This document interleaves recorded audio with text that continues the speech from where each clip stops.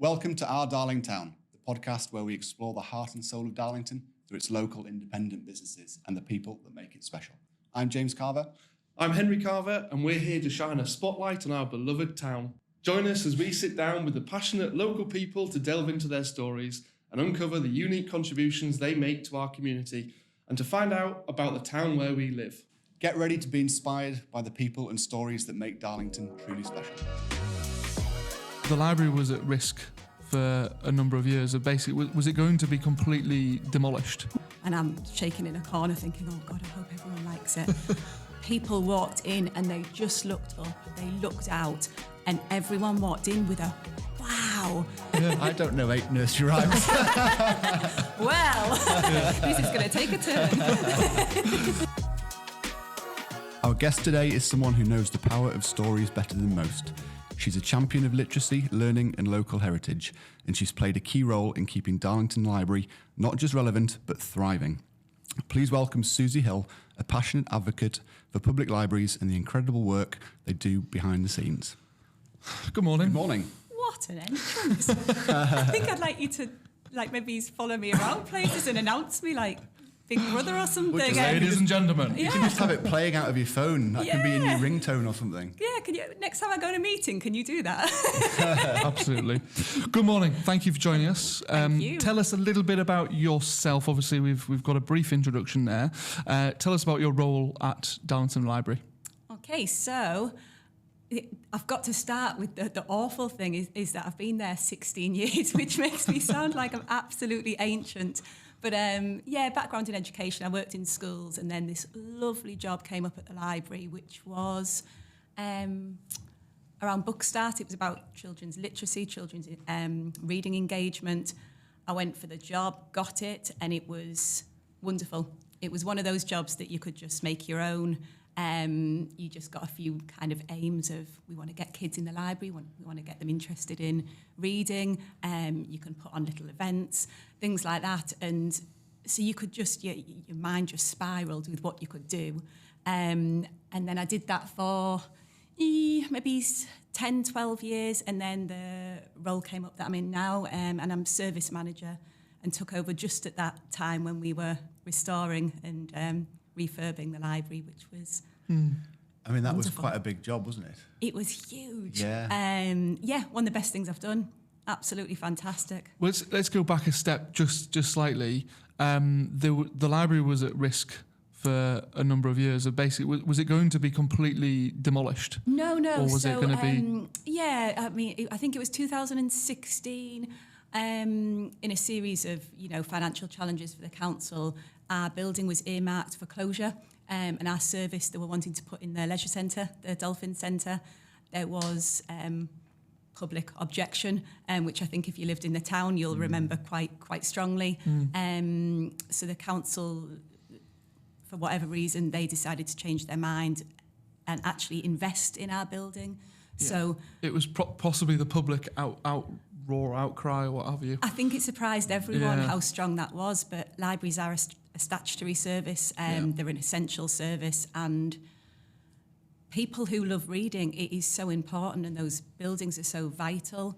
And I think sometimes people who don't go into libraries don't realise what goes on there, and I think that's what libraries have a struggle with doing, is raising our profile.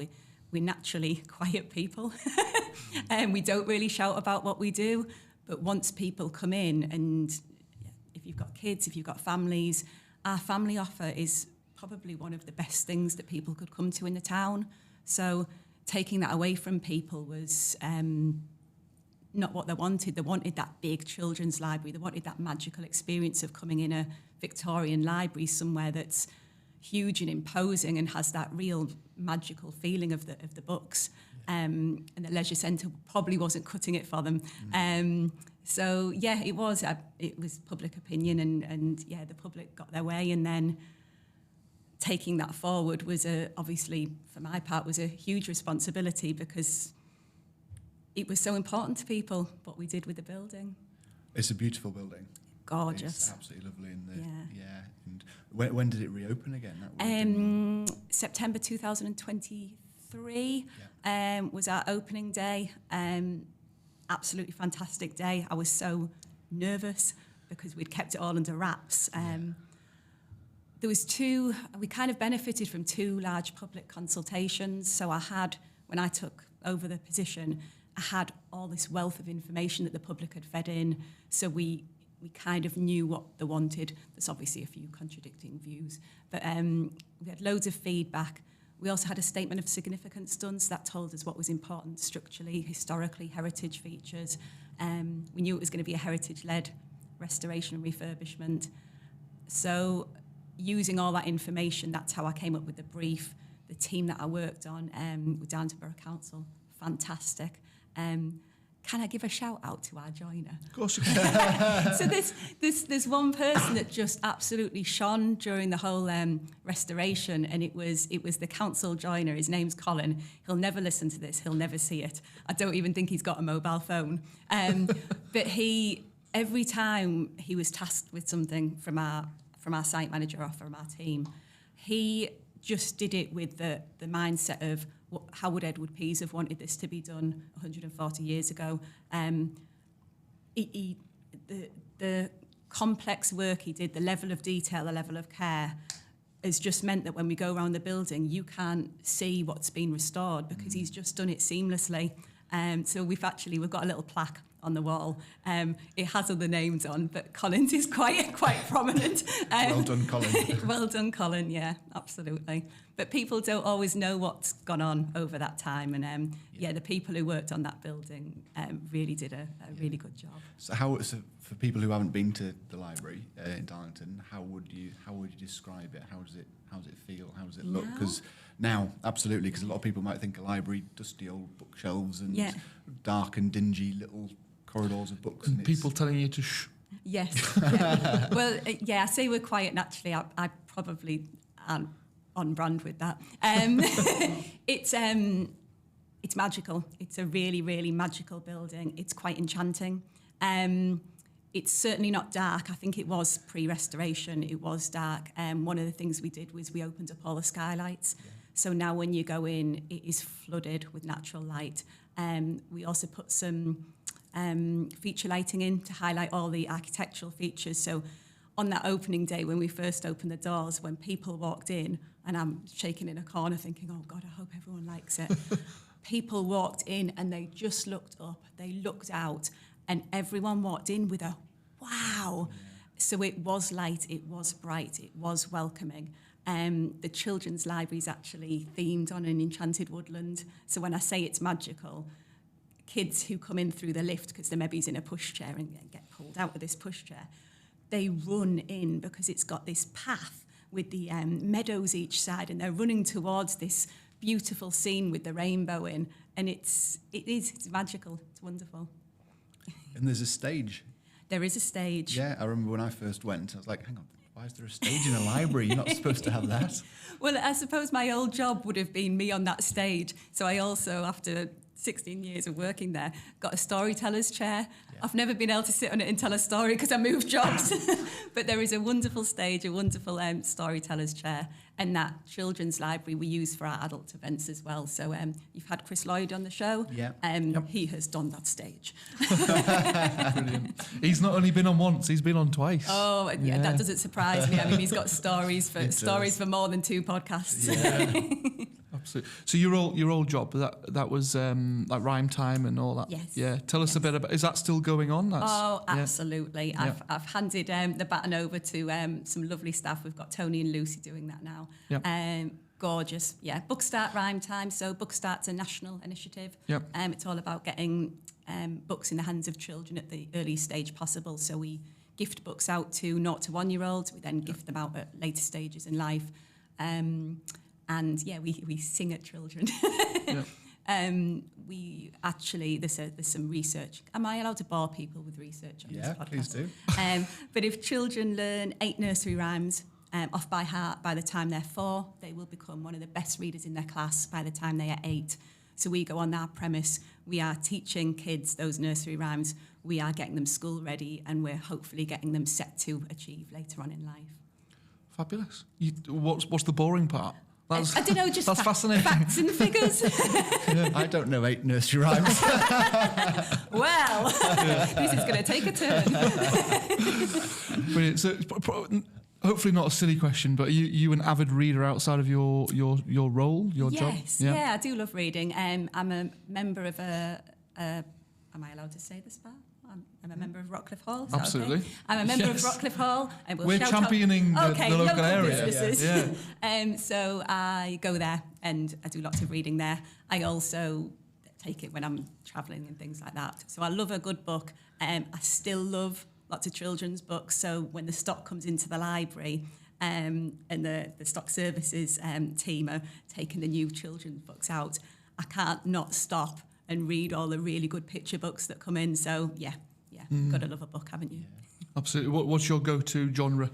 Oh, I mix it up, actually. I tend to just like a good book. So if I start to read one and I get a third of the way through and it's not hitting, then I'll put it down. But, Life's too short to read yes, the whole book when you're not going to enjoy it. Absolutely. Yeah. But yeah, I like a huge range, really. Good novel, storytelling. Yeah, very good. And are you traditional hardback, I assume, or actual proper book, or obviously I have a mix. Yeah. Yeah, I do have a mix. I love a library book, so I've got a library book on the go at the moment. It's a Marion Keyes, wonderful author. Got some TV adaptations coming out soon. I've just took my Kindle because I've been away, so I've just read Graham Norton's book Frankie, absolutely wonderful. And then I'm a go-to for audiobooks, so I do a lot of running, walking, gym, and BorrowBox with the library is free, so we have just a huge range of audiobooks, so tapping into some audiobooks is great as well. So I use all the formats available to me. Brilliant. Fabulous. Those questions were purely just for my wife. She reads about 70 books a year. It's ridiculous. Excellent. So, Library? I'm probably a bit of a mix. Sometimes. Yeah, absolutely. Well, let her know about the audiobooks I and will. BorrowBox, because not everyone She'll know knows about that. it. Yeah, well, a lot of people do Yeah. the Audible, don't they? And Yeah, they're that's paying right. this subscription, and we keep going, no, don't pay. We've got them all for free. Right, okay. Yeah, well, I didn't know that, so that's, very useful.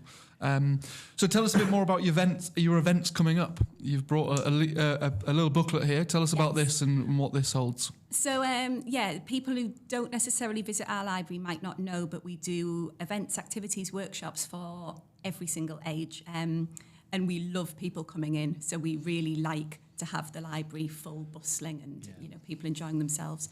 So we do, for the little ones, we do your rhyme times, your story times, your Lego clubs, your arts and crafts. Older people. Sorry, Lego clubs? Yes. Can that be for big ones as well, please? You can come and join Lego Club if you would like. Saturday morning after swimming at Cockerton, Lego Club. Yeah, that's where you go. Yeah, Oh, yeah. excellent. Enjoy it. Yeah. Kids like it. Kids love The it. kids don't go with him. It's just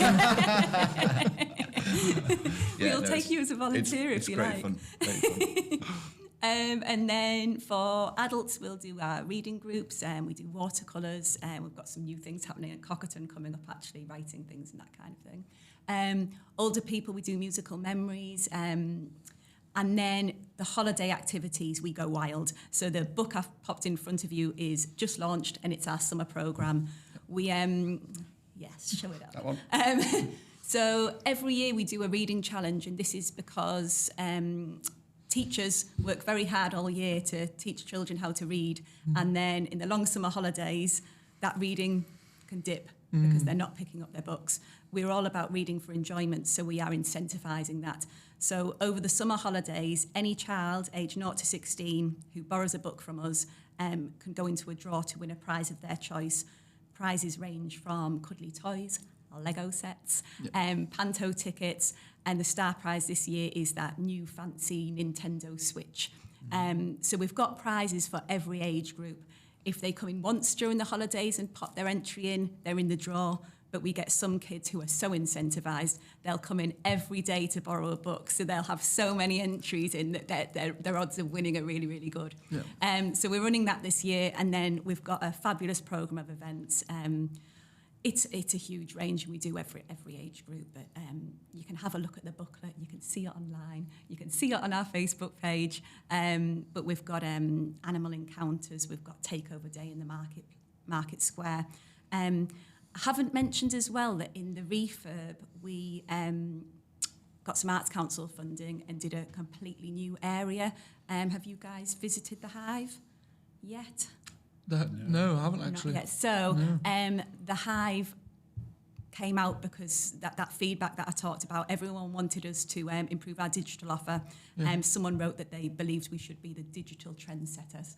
So we took that and rolled with it.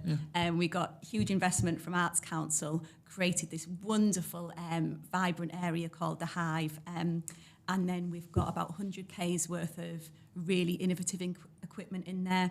So we're teaching, could be children, could be adults, but we've got 3D printers, laser cutters, we've got sewing machines, overlocker, digital embroidery machines. We've got virtual reality headsets so that the kids are coming in absolutely engrossed in all these things. So we've got a lot of that in our summer programme as Fantastic. Amazing. Can we try that stuff? Yes, absolutely. I actually had a go for the first time of the laser cutter yesterday. Yeah. So the kids I was working with, it was a homeschool group. I thought, I haven't tried this. I'll Give come it a down go. and sit with them. Yeah. And made little key rings, and you could put your name on. You could put little shapes and things on, and it's scoring the wood, and then you cut it out, and it smells amazing when it's happening. And then you've got your little item to take away. So they were doing Brilliant. pencil pots, coasters, key rings, all this kind of thing. Fantastic. So yes, come along. I will. I can probably show you it now if I go. Yeah, teach me. Yeah. So obviously, no doubt over the last couple of years, been a bit of a whirlwind to where you are now. What exciting, not events, but sort of visions are there for the future? Oh, I think it's just to really keep going with it all. So we've had this tremendous investment, and that's given us the grounding that we've got now. It's given us this fantastic building. We had a little bit of investment in Cockerton as well. So both our libraries are looking quite nice now. And we've got all the events and we've got all the activities happening. I think our challenge is getting people to hear about it and know about it and engage with us a little bit more. We don't do a lot of marketing. And like I said, librarians are naturally quite quiet and don't shout about what we do. So I think it's about getting the word out and getting more people coming along to things. Well, hopefully we can, we can get you a few more visitors. Yes, absolutely. From the 10 listeners that we get on this podcast. But no. And just on the activities, we can drop the kids off like next week and pick them up in end of August. Is that right? 6 weeks holidays, there you go. Yeah, well, actually, with that programme, you'd be surprised. Yeah, you probably could do that. So there's plenty to keep the kids entertained. Yes, definitely. And the adults as well, if there's things you want to have a go of. Yeah, no, great stuff. Can I take this with me? I'm going Yeah. to show this to the kids. Yeah, And I mean, it's my only one, but yeah. I'll take photocopies. No, of it you as can well. have it. So We've got loads more coming in. I was going to say, is that available to collect at the library, or is that going to be... It will be later today. Okay. We had one batch delivered, and we go around all the schools, we do all the assemblies, let all the kids know. So Yeah. I think we had mean- the carnival, didn't we, at the weekend? They all Yeah. went at the carnival. Yeah. I mean, we've got circus skills, Punch and Judy show, superhero party, storytelling. Sounds great. Yeah.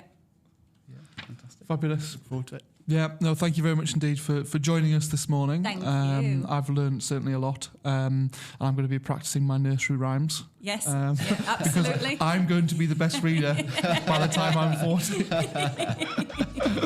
Brilliant. No, thank you very much indeed. Thank you. Thank you for having me.